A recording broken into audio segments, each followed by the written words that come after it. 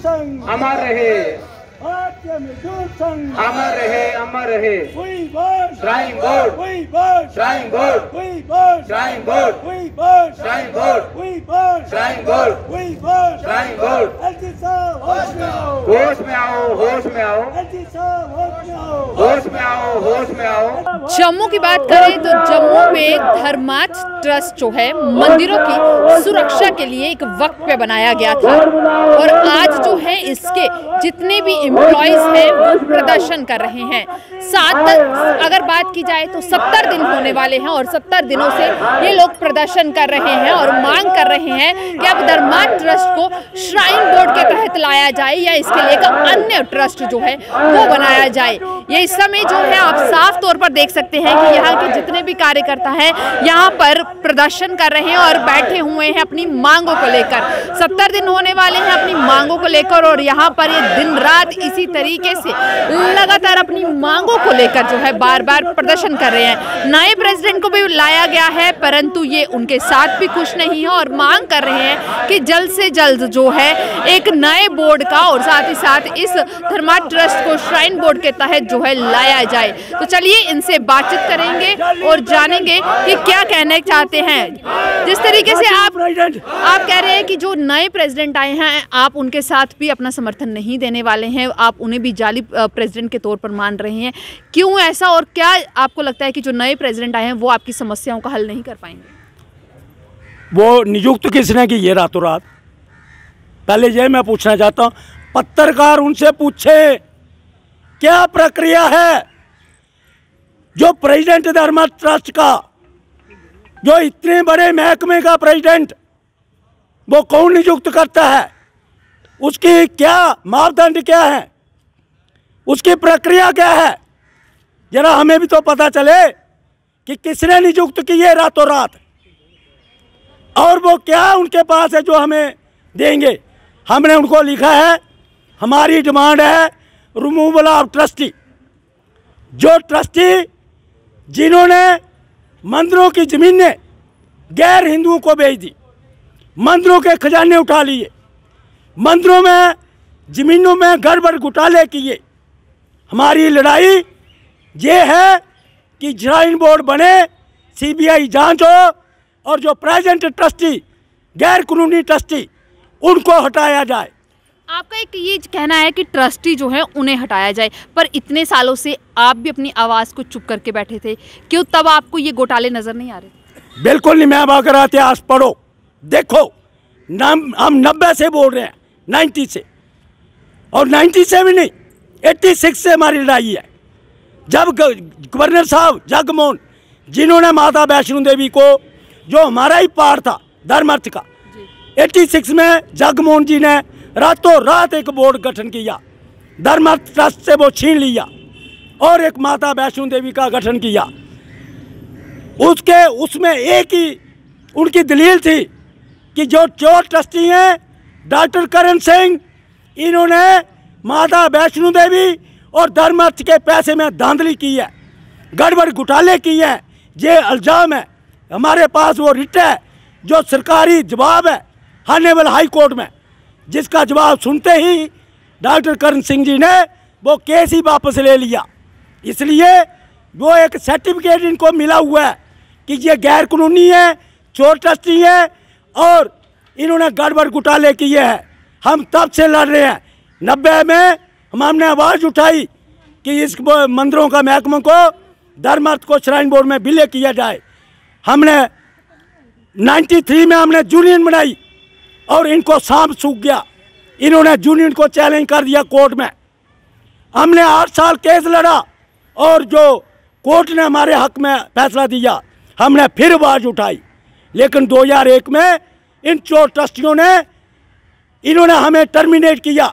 हम 20 साल से कोर्ट में लड़ रहे हैं, 20 साल हमें अभी इंसाफ नहीं मिला। लेकिन अब जो रोड की लड़ाई है, अब कर्मचारियों ने दोबारा संकल्प लिया कि ये कोर्ट कचहरियाँ भी हमें फैसले नहीं दे सकती हैं, ये कानून को नहीं दे सकती हैं, ये कानून अंधा है। इसलिए अब ये रोड में एक संकल्प लेकर बैठे हैं धरने पे। संकल्प ये है कि जब तक बोर्ड नहीं बन जाता, जब इन मंदिरों को श्राइन बोर्ड के हवाले नहीं किया जाता, तब तक ये संघर्ष निरंतर चलता रहेगा। और दूसरा, जितने भी गड़बड़ घोटाले उनकी CBI जांच हो, ये मांग है। क्या ये गुंडोत्रा मांग मान सकता है?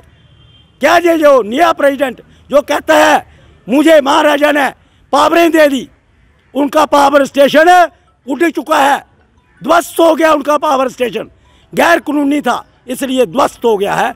बहुत जल्द अब CBI जांच होगी और गड़बड़ घोटालों का भी पर्दाफाश होगा, दूध का दूध और पानी का पानी सामने आएगा। जय हिंद, जय भारत। जैसे कि ये इनका साफ तौर पर कहना है कि जो नए प्रेसिडेंट आए हैं उनकी कुर्सी जो है वो इन्हें इंसाफ नहीं दिला सकती है।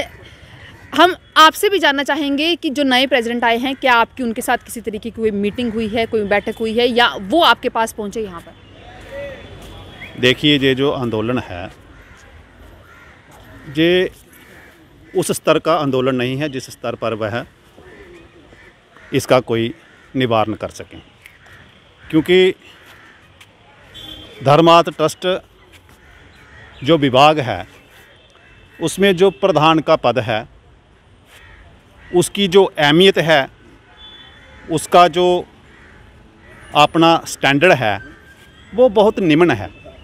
और जो हमारी मांग है वो एक बड़ी विशाल विचारधारा की मांग है। हमारी जो मांग है वो ये है कि सर्वप्रथम ये जो हमारे संप्रदाय धार्मिक संपदा है इसका संरक्षण करना। दूसरी हमारी मांग है कि माता वैष्णो देवी श्राइन बोर्ड के साथ इसको सम्मिलित करना। तीसरी हमारी मांग है कि ये जो हमारे कर्मचारी बैठे हुए हैं इनको मूलभूत सुविधाएं जो कर्मचारी की होती हैं, सरकारी या जो अच्छे विकसित ऐसे बोर्ड हैं जो कर्मचारी को पूरी सुविधाएं प्रदान कर रहे हैं, ऐसी कोई सुविधाएं इनको भी प्रदान करना। अब एक व्यक्ति जो डॉक्टर कर्ण सिंह जी का कृपा पात्र होता है और उसकी कृपा प्रसाद पाकर वह एक चेयर पर बैठता है, जिसे मुझे नहीं लगता कि कोई 5-10 हज़ार रुपया खर्चने की भी उसके पास अपनी अहमियत रहती है। उससे हम क्या उम्मीद लगा सकते हैं? और दूसरी बात यह है कि हम ये कह रहे हैं कि ये जो ऑर्गेनाइजेशन है इसमें जो कमेटी बने उसके जो प्रधान हों वो समाज से निर्वाचित होकर आएँ और उनका कोई नाम हो काम का। ये एक वकील थे कोई, और ये धर्मार्थ ट्रस्ट के ही वकील थे जो पिछले कई सालों से जितने गड़बड़ घोटाले हुए हैं उसमें ये संलिप्त हैं। तो इनको हम प्रधान के रूप में देखना या मानना पसंद ही नहीं करते। इनसे क्या उम्मीद लगाएंगे?